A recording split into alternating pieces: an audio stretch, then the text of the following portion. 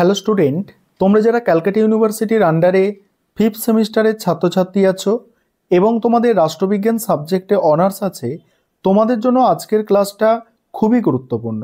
আজকের ক্লাসে তোমাদের ডিএসই A2 পেপারের দুটি গুরুত্বপূর্ণ 10 নম্বরের প্রশ্নের উত্তর নিয়ে আলোচনা করব। প্রথম প্রশ্ন আছে, একটি অঞ্চল হিসাবে দক্ষিণ এশিয়ার বৈশিষ্ট্য লেখো। একটি অঞ্চল হিসাবে দক্ষিণ এশিয়ার বৈশিষ্ট্য। দেখো, দক্ষিণ এশিয়া একটি ভূরাজনৈতিক এবং সাংস্কৃতিকভাবে গুরুত্বপূর্ণ অঞ্চল, আর এর বৈশিষ্ট্যগুলি ভৌগোলিক, অর্থনৈতিক, রাজনৈতিক, সামাজিক দৃষ্টিকোণ থেকে বিশেষ গুরুত্ব বহন করে। এখানে প্রথমেই আছে দেখো ভৌগোলিক বৈশিষ্ট্য। দক্ষিণ এশিয়া 8টি দেশ নিয়ে গঠিত: বাংলাদেশ, ভারত, পাকিস্তান, নেপাল, ভুটান, শ্রীলঙ্কা, মালদ্বীপ এবং আফগানিস্তান। এর ভৌগোলিক বৈচিত্র্য পাহাড়ি এলাকা থেকে সমতল ভূমি, মরুভূমি থেকে বনভূমি পর্যন্ত বিস্তৃত। ভারত মহাসাগরকে ঘিরে থাকা এই অঞ্চলটি সামুদ্রিক যোগাযোগের জন্য অত্যন্ত গুরুত্বপূর্ণ। এই অঞ্চলের একদিকে চীন এবং অন্যদিকে মধ্য এশিয়া এবং মধ্যপ্রাচ্যের সঙ্গে সীমানা রয়েছে, যা একটি ভূরাজনৈতিক গুরুত্ব বাড়িয়েছে। তারপর দ্বিতীয় পয়েন্ট হচ্ছে অর্থনৈতিক বৈশিষ্ট্য। দক্ষিণ এশিয়া বিশ্বব্যাপী অন্যতম দ্রুত বর্ধনশীল অর্থনীতির এলাকা। ভারত এখানে একটি বৃহৎ অর্থনৈতিক শক্তি, যেখানে বাংলাদেশ সাম্প্রতিক বছরগুলিতে উচ্চ প্রবৃদ্ধি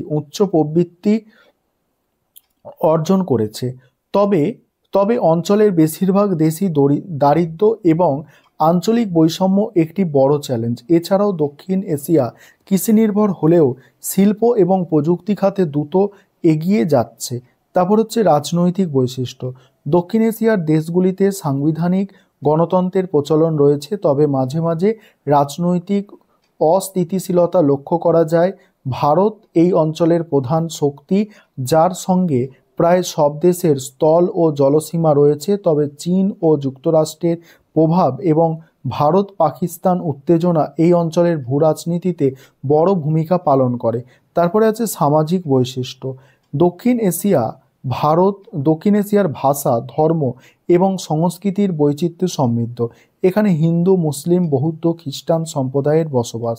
শিক্ষার হার এবং স্বাস্থ্য সেবার মান উন্নত হলেও এই অঞ্চলে দারিদ্র্য, লিঙ্গ বৈষম্য এবং অশিক্ষা বড় সমস্যা। এবার পরের পয়েন্ট হচ্ছে চ্যালেঞ্জ এবং সম্ভাবনা।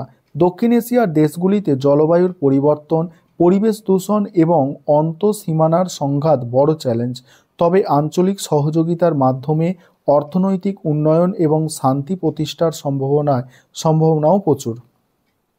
তারপরে কি বলা হচ্ছে দেখো, এইভাবে দক্ষিণ এশিয়া তার বৈচিত্র্য, চ্যালেঞ্জ এবং কৌশলগত গুরুত্বের জন্য বিশ্বমঞ্চে এক গুরুত্বপূর্ণ স্থান ধরে রেখেছে। এবার দ্বিতীয় প্রশ্নের উত্তর তোমরা দেখে নাও। এবারে দ্বিতীয় যে প্রশ্নটা আছে তোমরা দেখো। দ্বিতীয় প্রশ্ন হচ্ছে, দক্ষিণ এশিয়ার রাজনীতিতে বাংলাদেশের গুরুত্ব আলোচনা করো। এই প্রশ্নের উত্তরটা আলোচনা করব। তার আগে যে বিষয়টা বলার আছে, তোমাদের জন্য অনলাইন কোচিং ক্লাস চলছে। তোমরা যদি কেউ পেড ব্যাচে অ্যাডমিশন নিতে চাও বা স্টাডি মেটেরিয়াল পারচেস করতে চাও, সেক্ষেত্রে তোমরা এই নম্বরে যোগাযোগ করতে পারো 9123000052 এই নম্বরে তোমরা যোগাযোগ করে স্টাডি মেটেরিয়াল পারচেস করতে পারো বা পেড ব্যাচে অ্যাডমিশন নিতে পারো। চলো তাহলে দ্বিতীয় প্রশ্নের উত্তরটা আজকে ক্লাসের বুঝে নাও। কি বলা হচ্ছে অ্যান্সারটা দেখো, দক্ষিণ এশিয়ার রাজনীতিতে বাংলাদেশের গুরুত্ব ক্রমাগত বৃদ্ধি পাচ্ছে। এটি ভূরাজনৈতিক, অর্থনৈতিক এবং কৌশলগত দিক থেকে গুরুত্বপূর্ণ অবস্থানে রয়েছে। বাংলাদেশের অবস্থান ভারত, চীন এবং যুক্তরাষ্ট্রের মতো শক্তিশালী শক্তিগুলোর মধ্যে একটি ভারসাম্য রক্ষার কেন্দ্রবিন্দুতে পরিণত হয়েছে। তারপর প্রথম পয়েন্ট হচ্ছে আঞ্চলিক সংযোগ ও বাণিজ্য। বাংলাদেশ ভারতের অন্যতম বড় বাণিজ্য অংশীদার এবং চীনের বেল্ট অ্যান্ড রোড ইনিশিয়েটিভের একটি অংশীদার, আর এটি ভারত ও চীনের মধ্যে সমতা রক্ষার গুরুত্বপূর্ণ ভূমিকা পালন করে। একই সঙ্গে বঙ্গোপসাগরের সঙ্গে যুক্ত থাকায় এটি আন্তর্জাতিক বাণিজ্য ও আঞ্চলিক সংগঠনের ক্ষেত্রে একটি কৌশলগত অবস্থানে রয়েছে। তারপরে কি আছে দেখো, পরের পয়েন্ট হচ্ছে রোহিঙ্গা সংকট এবং মানবিক ভূমিকা। বাংলাদেশের প্রায় 10 লাখ রোহিঙ্গা শরণার্থীকে আশ্রয় দিয়েছে, আন্তর্জাতিক মহলে মনোযোগ আকর্ষণ করেছে। আর এটি মায়ানমার, ভারত এবং আন্তর্জাতিক সম্প্রদায়ের সঙ্গে সম্পর্কের ক্ষেত্রে একটি গুরুত্বপূর্ণ ইস্যু হিসাবে রয়ে গেছে। তারপরে চীন ও ভারতের প্রতিযোগিতা। বাংলাদেশ চীন ও ভারতের মধ্যে একটি কৌশলগত সমীকরণের অবস্থান করেছে।